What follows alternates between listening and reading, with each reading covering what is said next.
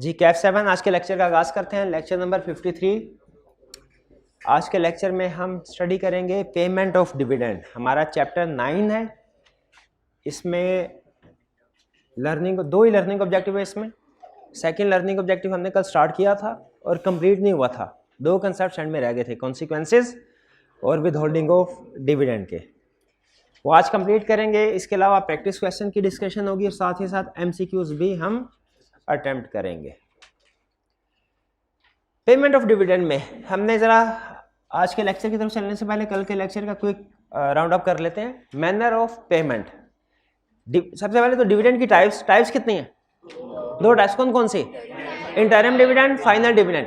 Interim dividend कौन approve करता है? डायरेक्टर्स। फाइनल डिविडेंड कौन अप्रूव करता है? मेंबर्स एजीएम में रिकमेंड करते हैं डायरेक्टर्स और अप्रूव करते हैं मेंबर्स। लेकिन मेंबर्स की अप्रूवल पे कुछ रिस्ट्रिक्शन है। क्या कि मेंबर्स जो है, जो डायरेक्टर ने प्रपोज किया है डिविडेंड, उससे हायर अप्रूव नहीं कर सकते, उसके बराबर या उससे कम रिड्यूस कर सकते हैं या इक्वल वो अप्रूव कर सकते हैं। अच्छा, मुझे याद है लर्निंग ऑब्जेक्टिव मानने हमने कुछ रिस्ट्रिक्शन भी पढ़ी थी। वो रिस्ट्रिक्शंस क्या थी? पहला कि dividend sale of immovable property और एसेट्स ऑफ कैपिटल नेचर से पे नहीं किया जाएगा अनलेस के कंपनी का ऑर्डिनरी कोर्स ऑफ बिजनेस है और सेट ऑफ किया जाता है उसको। और दूसरा unrealised gain on investment property, वो भी बिल्कुल ठीक है। अच्छा, टाइप्स ऑफ डिविडेंड तो हो गई दो, इंटरम और फाइनल।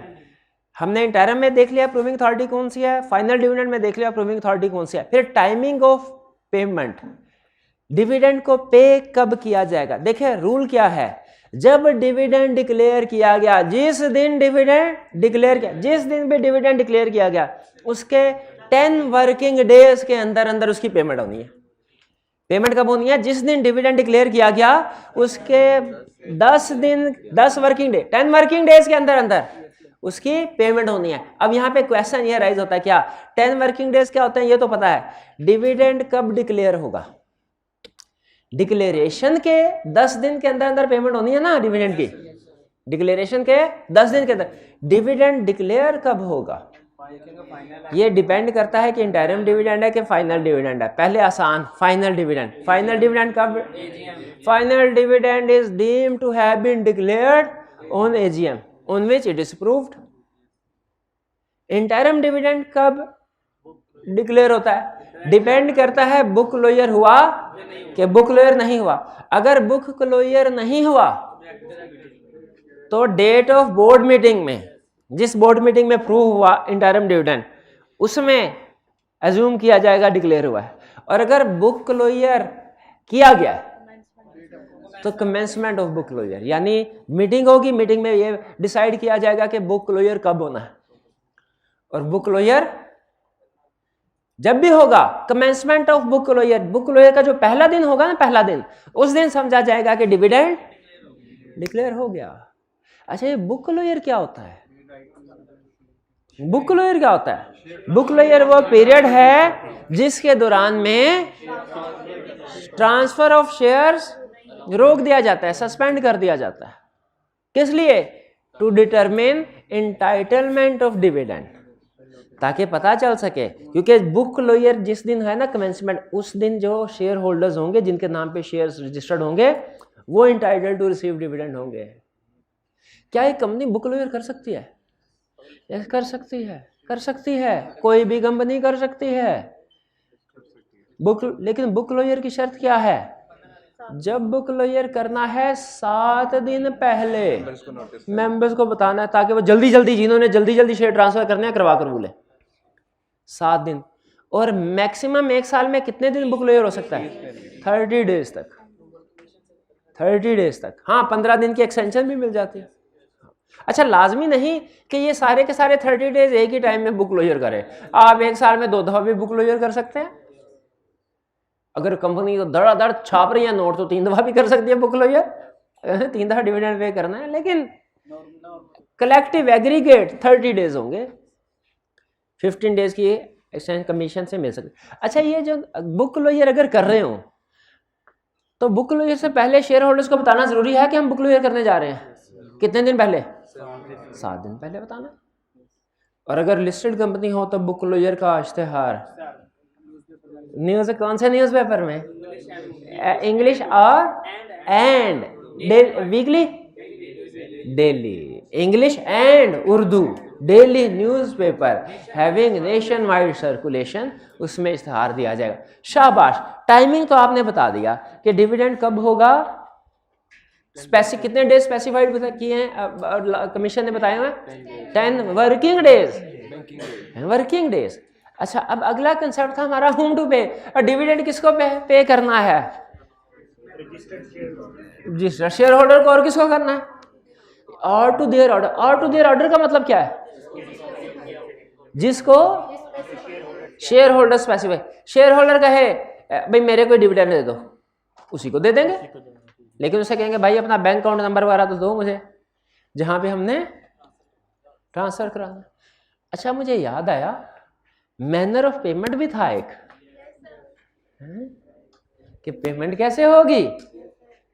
इसमें दो तरह की कंपनीज थी, लिस्टेड और अनलिस्टेड।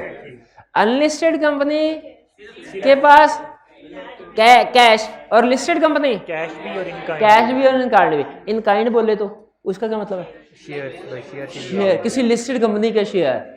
और लिस्टेड कंपनी कैश में भी पेमेंट कर सकती है। कैश का मतलब क्या है, करेंसी नोट्स इलेक्ट्रॉनिकली ट्रांसफर करेगी, यानी बैंक अकाउंट में। और अनलिस्टेड कंपनी के पास 3 ऑप्शन, उसके पास इन काइंड वाली ऑप्शन नहीं है, लेकिन कैश में 3 ऑप्शन है, cheque, cross cheque, dividend warrant, electronically transfer. Dividend warrant क्या होता है, क्रॉस चेक ही की एक किस्म समझ लें, उसी की तरह होता है, जो कि डायरेक्टली जैसे चेक जमा करवाते हैं ना बैंक को, उसी तरह डिविडेंड वारंट जमा करवाएंगे, आपके अकाउंट में पैसे आ जाएंगे। यह है मैनर ऑफ पेमेंट। अच्छा, फिर कंसेप्ट था हमारा होम टू पे। किसको पे करना है, रजिस्टर्ड शेयर होल्डर को, या और किसको, जिसको ऑर्डर करेगा। अच्छा, रजिस्टर्ड शेयर होल्डर कहे कि मेरे भतीजे को ट्रांसफर कर दो, लेकिन अगर वो कहे मेरे भतीजे को लेकिन इंस्ट्रक्शन ऐसी दे कि उसे कंप्लाई करना मुश्किल हो, जैसे कि मेरे भतीजे को ट्रांसफर कर दो, मैं उसका नाम क्या कहता है, नाम नहीं बताऊंगा। अच्छा, नाम बता दिया, उसका अकाउंट नंबर क्या है, बैंक अकाउंट नंबर, ये नहीं बताऊंगा, तो फिर फायदा क्या, तो फिर नहीं ट्रांसफर। अगर ऐसी इंस्ट्रक्शंस कर दे शेयर होल्डर जो कंप्लाई, तो फिर तो नहीं करेंगे। इसका मतलब है उसके ऑर्डर पे ट्रांसफर कर देंगे, लेकिन उसे चाहिए कि हमें कंप्लीट इन्फॉर्मेशन दे, इनकम्प्लीट इन्फॉर्मेशन तो ना दे। अच्छा, बाय हु टू पे कौन करेगा, कंपनी चाहे तो किसी को भी अपॉइंट ना करे, खुद ही चीफ एग्जीक्यूटिव पे कर दे। असल में जिम्मेदारी होती है चीफ एग्जीक्यूटिव की, लेकिन अपनी आसानी के लिए चीफ एग्जीक्यूटिव अगर चाहे, कंपनी अगर चाहे, तो वो शेयर रजिस्ट्रार को अपॉइंट कर सकती है कि भैया तुम ही डिविडेंड पे करो, तो शेयर का लेना देना तुम डील करते हो ना, डिविडेंड भी तुम पे करो। शेयर रजिस्ट्रार नहीं तो पेइंग एजेंट को अपॉइंट कर सकते हैं। पेइंग एजेंट कौन हो सकता है, बैंक हो सकता है, कोई सेंट्रल डिपॉजिटरी, या कोई सर्विस प्रोवाइडर हो सकता है, नॉर्मली बैंक होता है। लेकिन अगर बैंक ने डिविडेंड पे करना है अपना, तो वो किसी और बैंक को अपॉइंट करेगा, वो कहेगा मैं खुद ही बैंक हूं, मैं खुद दूसरों के डिविडेंड डिस्ट्रीब्यूट करता हूं, तो अपना डिविडेंड नहीं कर सकता क्या, वो खुद ही कर। तो बैंक के लिए जरूरी नहीं है पेइंग एजेंट को अपॉइंट करे, वरना बाकी कंपनी या शेयर रजिस्ट्रार के थ्रू पेमेंट करवा सकती हैं, या पेइंग एजेंट के थ्रू, नहीं तो खुद भी कर सकते हैं। ठीक, अच्छा चले, इतनी बात तो हमने कल कर ली थी, यहां तक कल की बात हो गई थी ना, यहां से आगे चले। अब चले कॉन्सिक्वेंसेस, जुम्मा ठीक है मैं पढ़ा हूं, consequences of delay, consequences of delay भाई अब अगले जुम्मे पढ़ दीजिएगा। डिविडेंड कितने अरसे में पे करना था, विद इन 10 वर्किंग डेज। अगर with in 10 working days dividend pay ना किया जाए, लॉ इसके ऊपर सब बहुत सख्त एक्शन लेता है, कहता है हम ऐसी सख्त इबरत का निशान बना देंगे ऐसे चीफ एग्जीक्यूटिव को, जो कि डिविडेंड अनाउंस करके 10 दिन के अंदर पेमेंट नहीं करेगा। अच्छा, असल में मैं इसकी आपको जल्दी से चलते चलते रीजन बता दूं, होता क्या असल में स्टॉक एक्सचेंज में चलता क्या है, जिस दिन डिविडेंड डिक्लेयर हुआ ना, बोर्ड मीटिंग हुई या एजीएम डिविडेंड अप्रूव हुआ, उसी दिन स्टॉक एक्सचेंज में शेयर प्राइस बढ़ जाती है, क्यों भला? लोगों को पता चलता है कि डिविडेंड मिलने वाला है, वो डिविडेंड की प्राइस एक्सपेक्टेशन बढ़ जाती है, ऐड कर लेते हैं। तो एक ज़माने में होता क्या रहा था कि डायरेक्टर्स ने बोर्ड मीटिंग की और कह दिया कि जी डिविडेंड हमने अप्रूव कर दिया है 10 रुपये पर शेयर। शेयर प्राइस 10 रुपये से बढ़ गई, डायरेक्टर्स ने लाखों शेयर मार्केट में बेच दिए, बिक गए शेयर। उसके 10 दिन के बाद 7-8 दिन के बाद कह दिया हाँ जो डायरेक्टर्स ने डिसीजन किया था ना वो रिवर्स कर दिया, अब डिविडेंड पे नहीं हो, क्योंकि एक बहुत ही अहम प्रोजेक्ट हमारे सामने आ गया। कोई ना कोई बोंगी रीजन तो उन्होंने देनी होती है ना, बहुत ही प्रॉफिटेबल प्रोजेक्ट हमारे सामने आ गया है, अब हमने फैसला किया है कि इस प्रोजेक्ट में इन्वेस्टमेंट करेंगे। या कहते हैं ओहो हमें तो एक बड़ा नुकसान हो गया जो पहले पता नहीं चला था, तो अब डिविडेंड रिवर्स। लेकिन अंदर खाते वो उसका बेनिफिट उठाते थे। अब ये बताएं शेयर मार्केट में जैसे ही पता चलेगा रिवर्स हो गया, शेयर प्राइस तो फिर डाउन, फायदे में कौन रहा? डायरेक्टर्स, चीफ एग्जीक्यूटिव जिनके शेयर थे, और नुकसान में कौन रहा? बेचारी जनरल। ये एक छोटी सी मिसाल है कि कैसे स्टॉक एक्सचेंज को मैनिपुलेट किया जाता है या जा सकता है। इस चीज को जब ये चंद एक दफा प्रैक्टिस हुई ऐसे मैंने कहा यार ये क्या चक्कर है भाई, ये गलत काम हो रहा है शेयर होल्डर्स के साथ। ऐसे से मैंने कहा अच्छा अब हम वो सजा देंगे ऐसे लोगों को जो ये काम करते हैं, ये सारी जिंदगी याद रखेंगे। सजा क्या मिलेगी? किस बंदे को?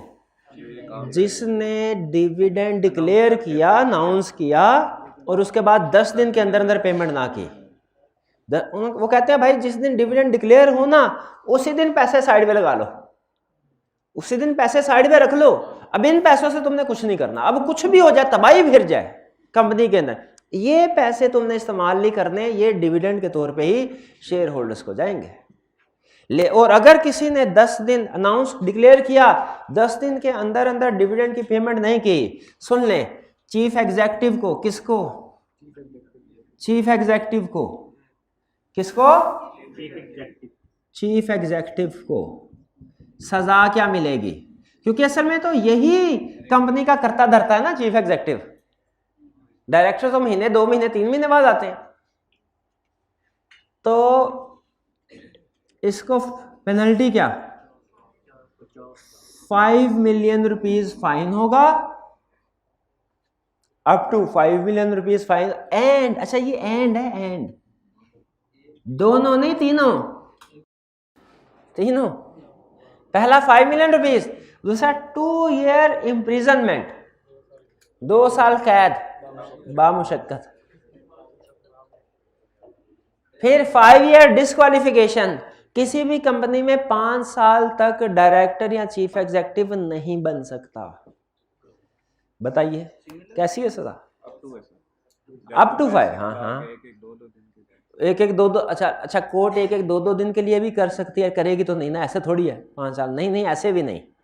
हाँ हाँ जी। तो 3 सजाएं हैं, किसको मिलेंगी? किस चीफ एग्जीक्यूटिव को? जो डिविडेंड डिक्लेयर करने के बाद प्रेस्क्राइब्ड पीरियड में उसको पे ना करे। और प्रेस्क्राइब्ड पीरियड क्या है? 10 वर्किंग डेज।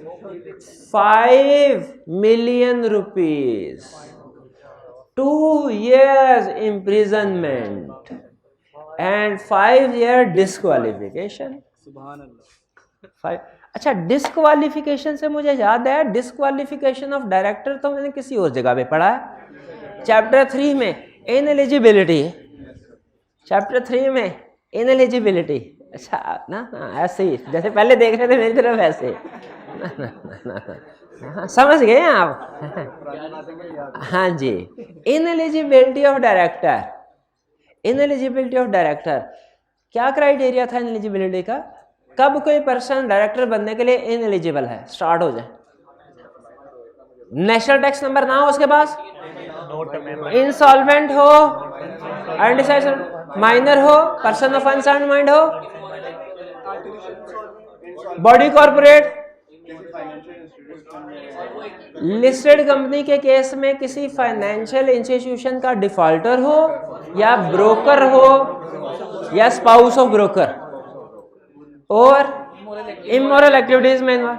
और वो जो 5 साल भी था किसी जगह पे, लैक्स फिड्यूशरी बिहेवियर 5 years।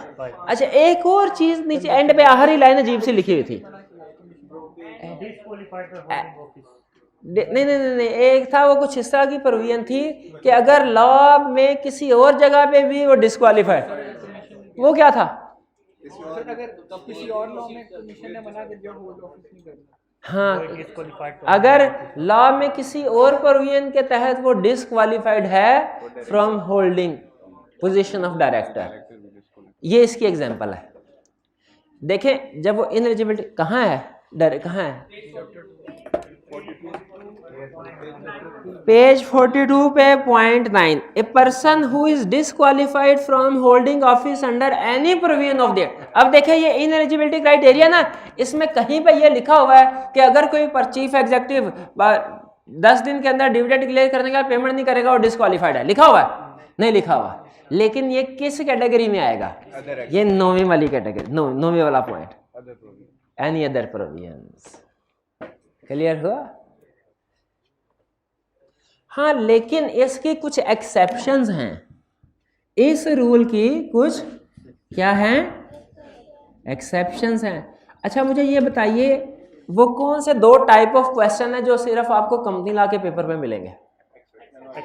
एक वो कोई रूल बता के कहेगा इसकी एक्सेप्शन बता दो, और एक कोई स्टेटमेंट दे के कहेगा बताओ ये कंपनीज एक्ट के मुताबिक है कि नहीं है। ये ऐसा तरीका वारदात है इसका जो सिर्फ आपको कंपनी लॉ के पेपर में मिलेगा।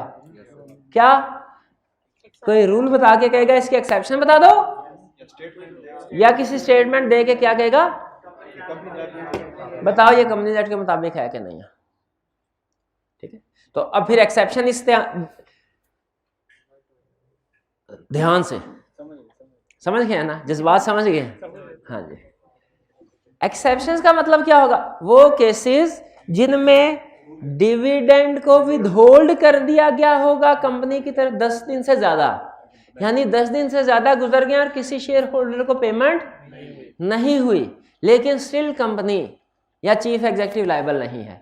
एक्सेप्शन का मतलब तो यही है, वरना तो कह रहा है कि भाई 10 दिन के अंदर डिविडेंड डिक्लेयर हो जाए, 10 दिन के अंदर चीफ एग्जीक्यूटिव पेमेंट ना करे, फारग रगड़ दो चीफ एग्जीक्यूटिव को, जेल में डाल दो, उसे पैसे ले लो सारे उसके, आइंदा उसे किसी कंपनी में घुसने ना दो। तो ये सारे, लेकिन कहता है हाँ इसके एक्सेप्शंस हैं। कुछ केसेस ऐसे हैं जिनमें अगर डिविडेंड किसी को पे नहीं किया गया तो भी कोई मसला नहीं। ये एक्सेप्शन यही हुई ना, यानी 10 दिन से ज़्यादा डिले हो गया फिर भी कोई मसला नहीं। वो कौन से केसेस हैं? 1 बाय 1। अच्छा ये अगेन सुन लें, बुक में जब आप पढ़ेंगे पूरी पूरी लाइन होती है, व्हाइट बोर्ड पे तो हम सिर्फ की वर्ड्स लिखते हैं ना।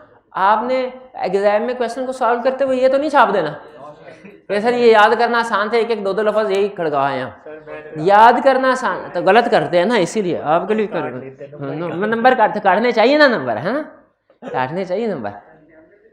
हाँ, एग्जाम में भी मार्क्स सिलेक्ट करेगा। ये सिर्फ याद करने के लिए है, लिखना तो पूरा होता है ना। कब dividend, when withholding of dividend is not an offense, समझ आया मतलब? कब डिविडेंड को विदहोल्ड किया जाएगा और वो जुर्म नहीं है, वरना तो 10 दिन से ज्यादा डिविडेंड विदहोल्ड करे जुर्म बन जाता ना, जिसकी सजा भी है।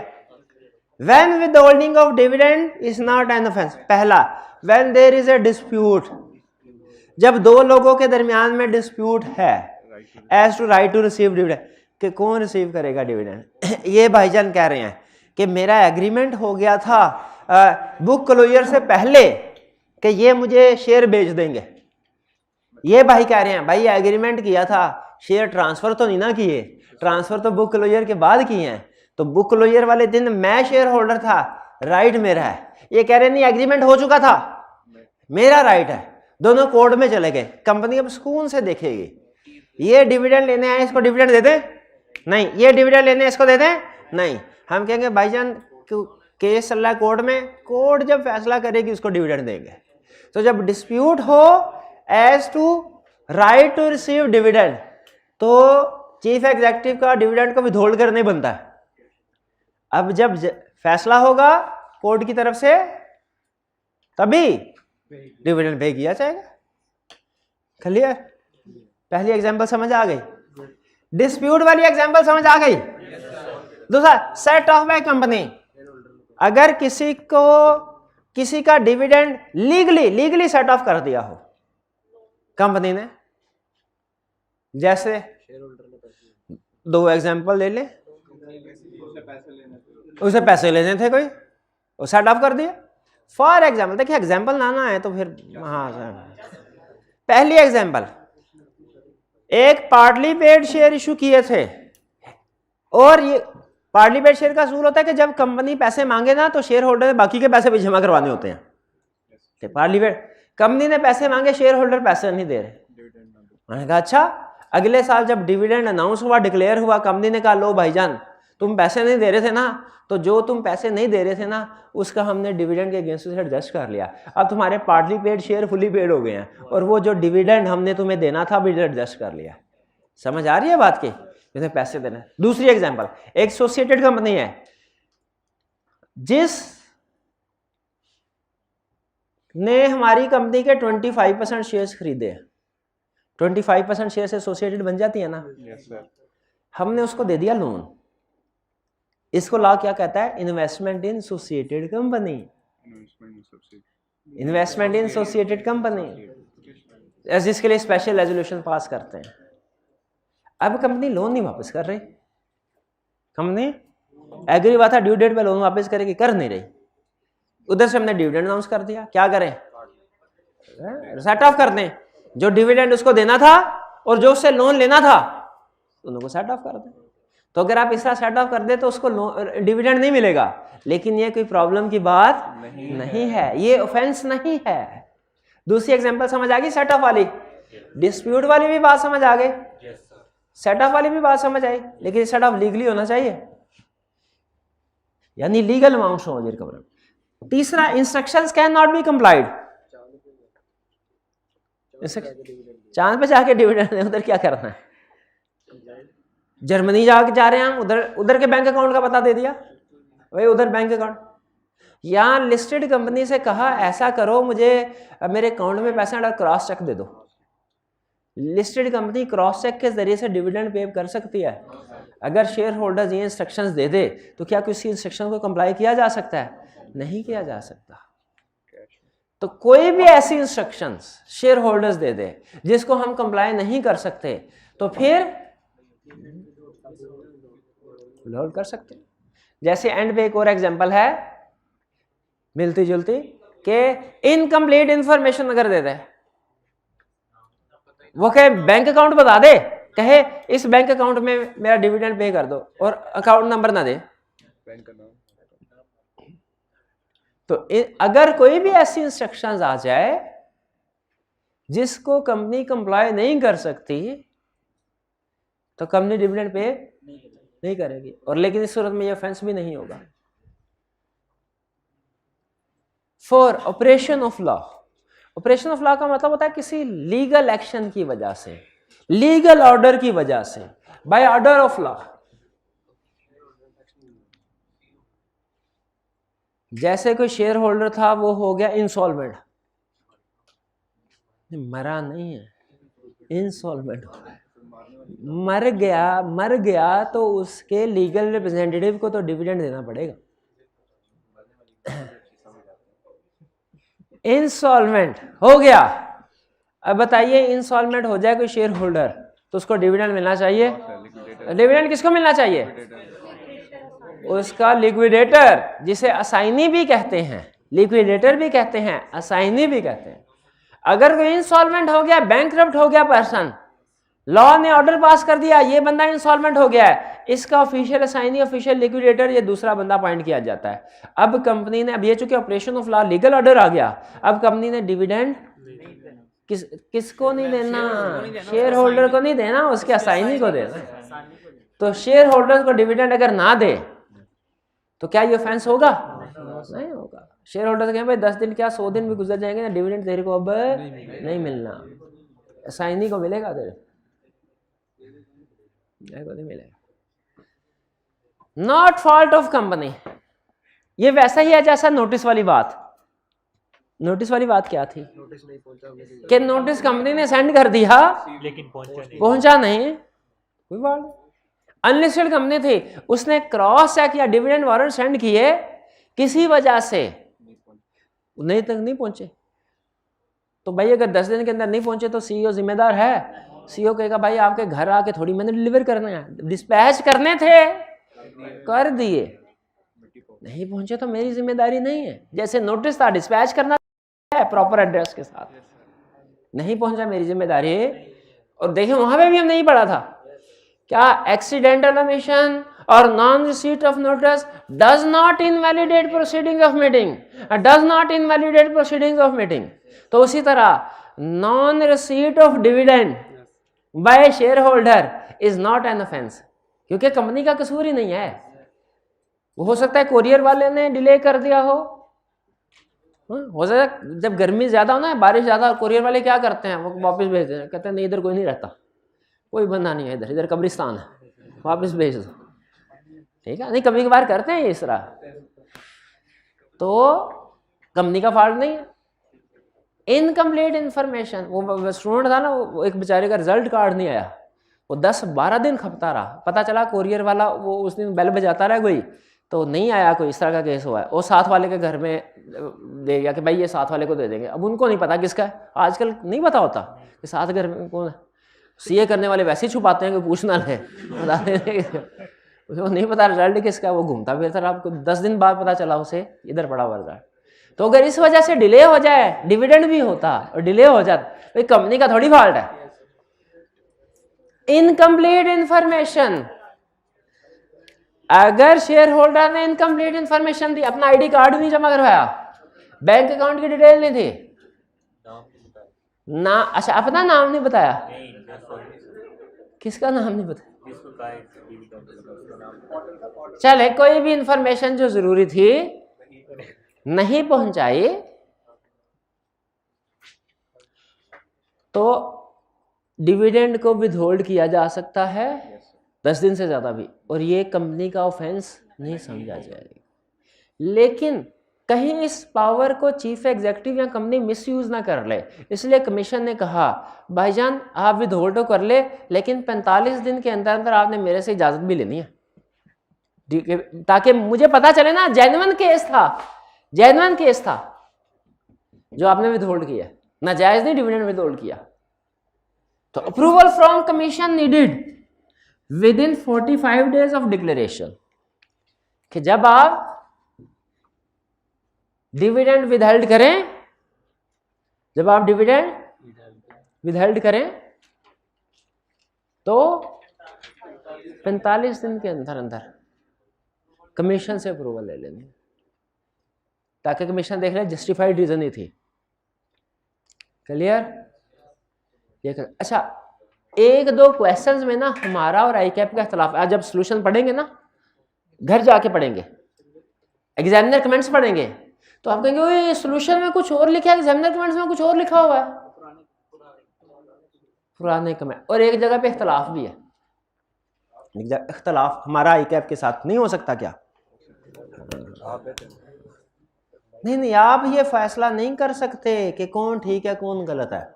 आपने आंखें बंद करके उस्ताद पे अंधा एतबार करना है। नहीं, मैं बेहतर नहीं हूँ आईकैप से, मैं बेहतर नहीं हूँ, क्योंकि ये फैक्ट है, फैक्ट। अफसोस जब आईकैप से पढ़ लो फिर। ये क्लियर हो गया। अब हम क्या करने जा रहे हैं? हरगिज नहीं। हाँ पूछना।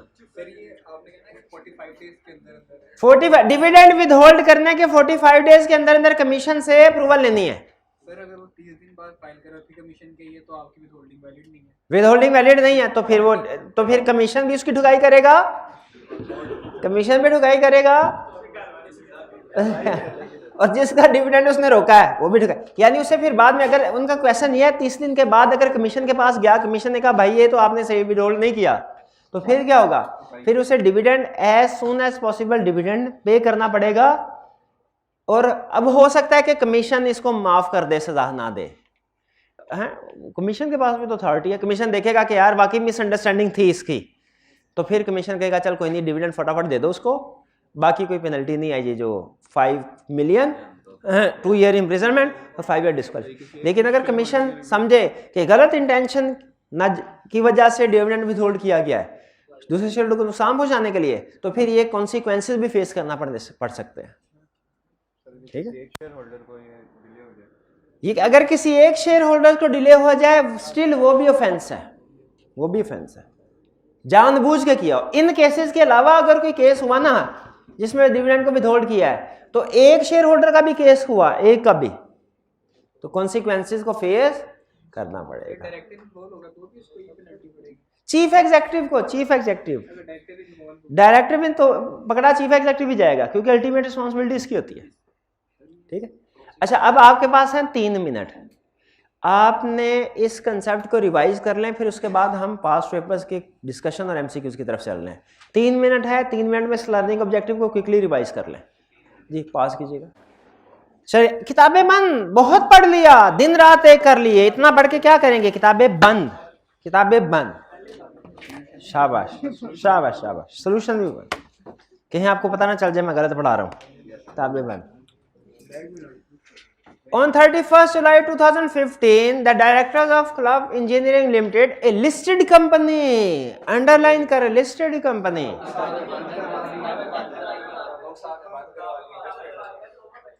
अच्छा ना अंडरलाइन ना करें, declared an interim dividend, interim dividend, interim नहीं मैं कर देता, interim dividend और fees 5 per share. However, before making payment of the dividend, company suffered huge losses due to a massive fire in the factory. The CEO has informed the board of directors about CEL's inability to pay the dividend in time. वो कहते हैं भाईजान CEO ने कहा, CFO ने कहा board को, director को कि हम डिविडेंड पे, ये CFO ने इन्फॉर्म नहीं किया, ये उसने CEO के खिलाफ साजिश की है।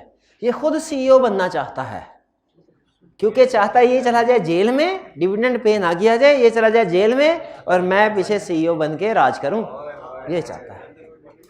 तो कह रहा है under the provisions of company act 170 briefly describe when an interim dividend is deemed to have been declared by CEL when within 10 working days. शाबाश शाबाश। पास के फेल? फेल। क्यों फेल? ये मैंने डिविडेंड पे करने का पीरियड नहीं पूछा, रिक्वायरमेंट के ऊपर कि डिविडेंड कब डिक्लेयर होगा ये पूछा है, पे नहीं, डिक्लेयर्ड कब होगा। हाँ कब? डिपेंड करता है बुक क्लोजर किया है या नहीं किया। अच्छा क्वेश्चन में कहीं पे बुक क्लोजर की बात है नहीं, तो इसका मतलब है बुक क्लोजर नहीं। तो हम कहेंगे अगर बुक क्लोजर किया हो तो डेट ऑफ बुक क्लोजर पे, और अगर बुक क्लोजर नहीं, कमेंसमेंट ऑफ बुक क्लोजर, और अगर बुक क्लोजर नहीं किया डेट ऑफ बोर्ड मीटिंग। और इस केस में बुक क्लोजर की बात नहीं, लीगल प्रोविजन में ये लिख देंगे, फिर कहेंगे इसमें चूंकि बुक क्लोजर मेंशन नहीं है इसलिए एज्यूमिंग के नो बुक क्लोजर मेड, तो डेट क्या है? 31 जुलाई, डेट ऑफ बोर्ड मीटिंग जो कौन सी है? 31 जुलाई। तो इसका मतलब है इन्होंने डिविडेंड की पेमेंट कितने अरसे में करनी है? 7 दिन, 15 दिन हैं? वैसे दिन रात राह पढ़ने को तैयार हो।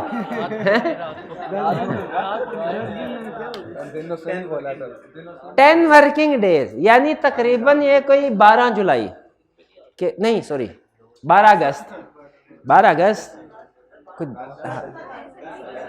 दरमियान में इतवार नहीं आएगा। चले तकरीबन 10 कर लें, 10 कर लें। Be the consequences of non payment of dividend with in the stipulated time. वही क्या 5 मिलियन रुपीज फाइन होगा, 2 years imprisonment, 5 year disqualification. Exceptions भी इसमें लिख देंगे, लेकिन पहले सारे पार्ट पढ़ लें, ये ना हो पार्ट सी में उसने एक्सेप्शन पूछी हो और आप पार्ट बी में लिख दें, सी में भी लिख देंगे। The circumstances under which CEL may not be responsible to pay dividend to certain shareholder. Exceptions बता देंगे। अच्छा मैं जब आऊँ ना मेरे से बचा ना करो, अच्छा मेरा ध्यान पड़ जाता कि मैं तुम्हें लगानी है। Circumstances under which CEL may not be responsible to pay, कौन से एक्सेप्शन? एक्सेप्शन, ये भाई बताएंगे एक्सेप्शन। कौन से? Dispute, D for dispute, S for set of. पूरा क्यों नहीं बताया? चलो ऐसे ही बता दो। डिस्प्यूट, दो पार्टीज के दरमियान में डिस्प्यूट है, as to right to receive dividend, और set off when dividend has been lawfully set off by company, और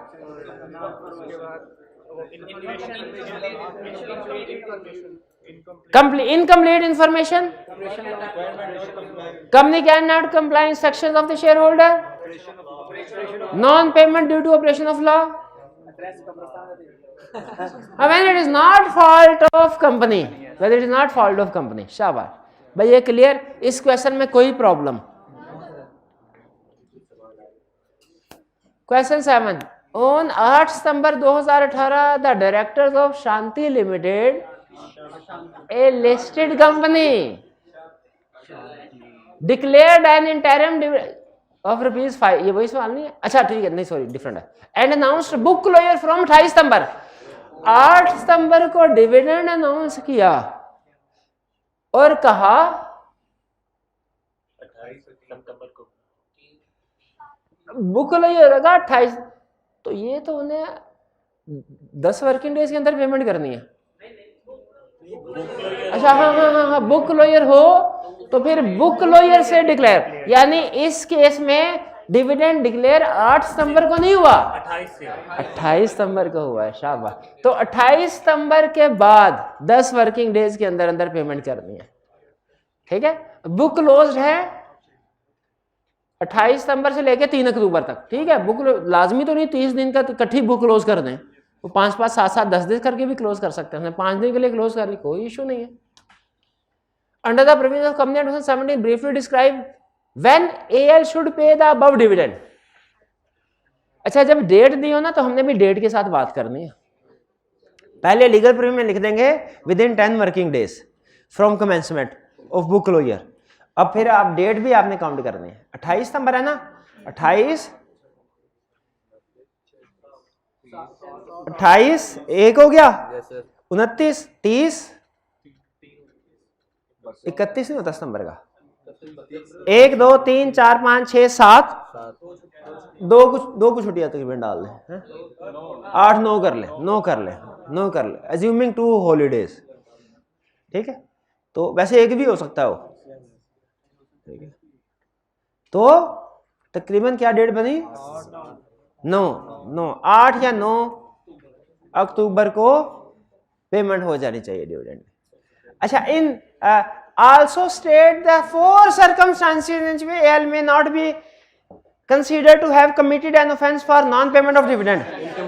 ये क्या पूछ रहा है? एक्सेप्शंस।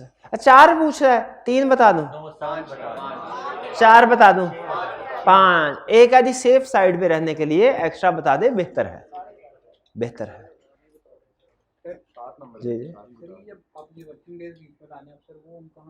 वर्किंग डेज कहाँ देखते हो? अंदाजे से लिख दें कि 10 days 10 plus public holidays in this period, date ऐसे करके लिखते। वैसे असूली तौर पे उसे अगर ये केस बनाए ना इस तरह वर्किंग डेज वाला, तो उसे दरम्यान में बताना चाहिए कि 7 तारीख को पब्लिक हॉलीडे है, बताना चाहिए। अच्छा, जो कि वो नहीं बताएगा, तो आपको खुद से कैलकुलेट करके एक दिन ऐड कर दें और लिख दें कि अज्यूमिंग 1 पब्लिक हॉलीडे।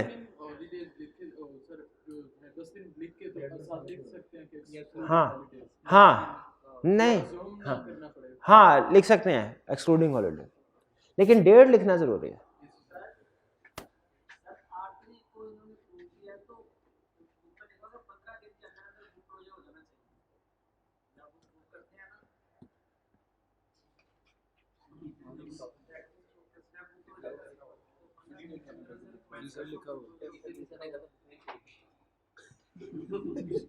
इसीलिए कहा था किताब नहीं खोलना।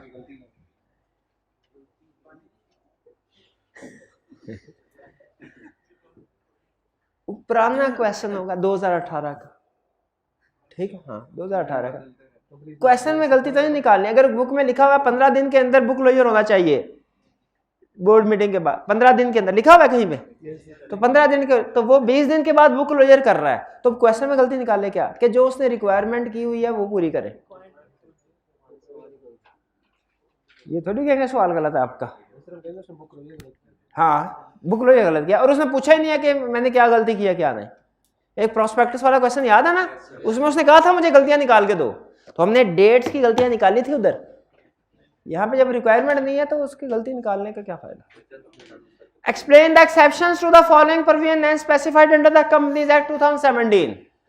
एक्सेप्शन बतानी है किस प्रोविजन की, where dividend is declared by a company but is not paid within the period specified in the companies act, chief executive of the company shall be punishable with imprisonment for a term which may extend to 2 years and with fine which may extend to 5 million rupees।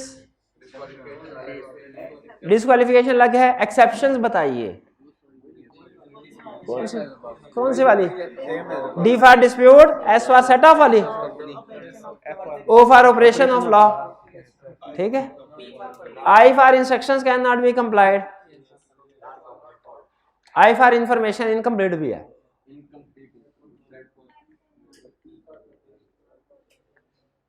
Question 9, The board of directors of Giant Industries Limited, a listed company, in their meeting held on 25 February 2020 had approved 30% interim cash dividend for the shareholder.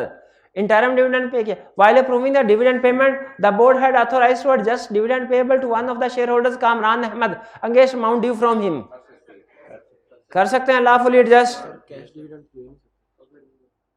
क्या? कह रहा cash dividend दे ही नहीं सकते, बार समझाया है। हाँ, cash में electronic transfer शामिल है, इलेक्ट्रॉनिकली भी ट्रांसफर करना उसके अकाउंट में, cash dividend, cash as oppose to in kind का बोला जाता है लफ्ज। लेक्चर सोए थे भाई उससे अगेंस्ट अमाउंट। अच्छा, इसके सोल्यूशन में ना एक जगह पे हमारा और आई कैप का इख्तलाफ है, ये मैं आपको पहले बता दूं। अब आप खुद देख लीजिएगा आई कैप का पॉइंट ऑफ व्यू क्या है, मैं तो सर अपना पॉइंट ऑफ व्यू आपके साथ डिस्कस करूंगा। Under the company act state when an interim dividend deemed to have been declared and the responsibility of GIL regarding its payments. कब interim dividend have been declared, book तो at the end of book closure, यानी book closure हुआ है तो भाई relevant legal provision में दोनों लिखेंगे कि अगर बुक क्लोजर हो तो commencement of book closure, book closure नहीं है तो डेट जब बोर्ड जिस दिन अप्रूव हुआ है। लेकिन जब सोल्यूशन लिखेगा ना, सोल्यूशन उसमें चूंकि बुक क्लोजर नहीं है क्वेश्चन में, तो फिर बोर्ड मीटिंग की डेट पे हम कहेंगे डिक्लेयर हुआ। बोर्ड मीटिंग कब हो रही है, 25 फरवरी को, 25 फरवरी को उन्होंने डिक्लेयर किया है। तो सोल्यूशन में जो डेट आपने लिखनी है ना, डेट डिक्लेरेशन की 25 फरवरी लिखनी है 2020, ठीक है। क्यों बुक क्लोजर की क्यों नहीं लिखी, क्वेश्चन में है ही नहीं, बताया ही नहीं उसने। तो रेलिवेंट लीगल प्रोविजन में दोनों बातें लिख दें कि ये हो तो ये, लेकिन चूंकि सोल्यूशन में क्वेश्चन में उसने कहा बुक क्लोजर नहीं है, तो फिर हम बोर्ड मीटिंग वाली डेट लेंगे। रिस्पॉन्सिबिलिटीज क्या है GIL regarding its payment within 10 working days, शाबाश। B, identify the circumstances under which directors may withhold और adjust the payment of dividend.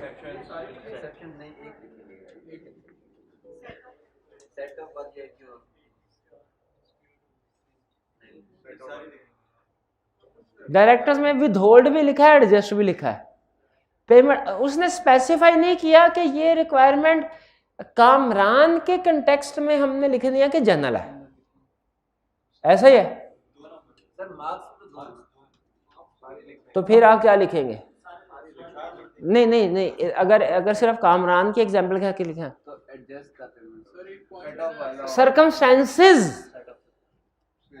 Circumstances ये बाहर आके पता चलता है ना, सर्कमस्टेंसेस था। डायरेक्ट में नोट जैसा पे, तो ये सारी सर्कमस्टेंसेस हैं, छोटी छोटी हैं, ये एक वर्ड नहीं है, वर्ड नहीं है कि। C, list the steps which GIL would be required to take for adjustment of dividend payable to Kamran Ahmad against amount due from him. कौन से स्टेप्स उसने, डिविडेंड 45 डेज में कमीशन से अप्रूवल, बस यही है स्टेप। कई बार आगे बता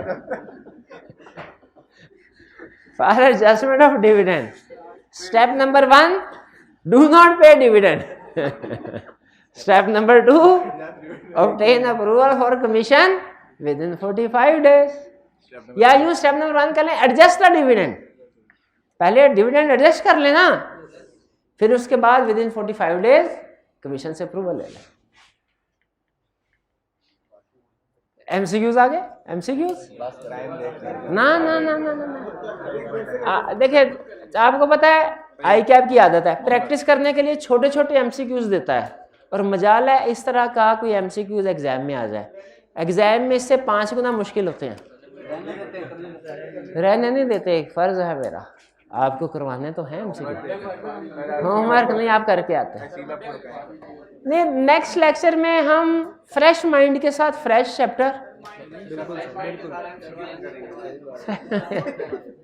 अच्छा पोस्टपोन कर देता हूं, लेकिन फिर एमसीक्यूज के दौरान में हर एमसीक्यूज के साथ कंसेप्ट पूछूंगा आपसे। अगर अभी करवा लेते हैं तो फिर अभी करवा दें।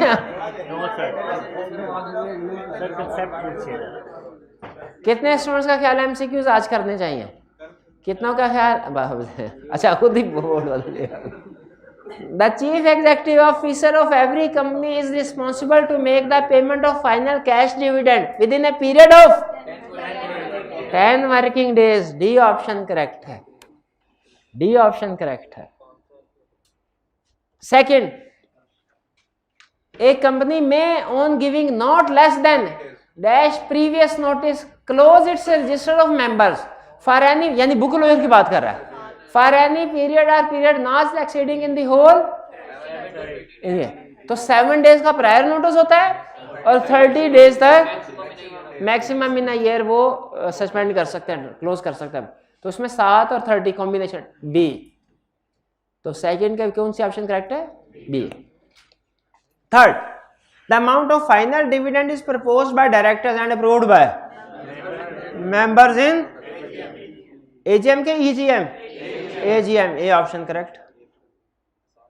4, interim dividend may be proposed and paid before the end of the year by the directors of the company. A option correct. छोटे छोटे सवाल।